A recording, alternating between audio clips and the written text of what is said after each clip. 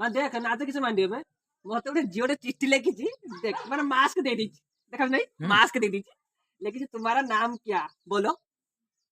ତାପରେ ଲେଖିଛି बेलना पटा ना बेलना पटा नहीं ମୁଁ କହିଲି ମୋ ନା ବେଲନା ପଟା ବୋଲି ତାପରେ ଲେଖିଲା मैं आपको बहुत प्यार करता है ना करता है ना हिंदी में लिखी करता हूँ करता ए हूँ हेता आप मेरे छुट्टी कर हिंदी बुझी पाने माने आगे थोड़ा उड़िया चाहिए हिंदी लेकिन मुझे पठाड़ चुटी कलर करना है आपको मेरे आधार कार्ड के समय गिला नहीं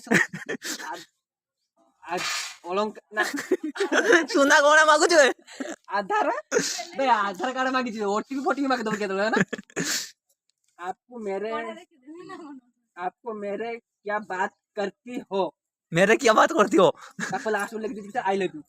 यू इंग्लिश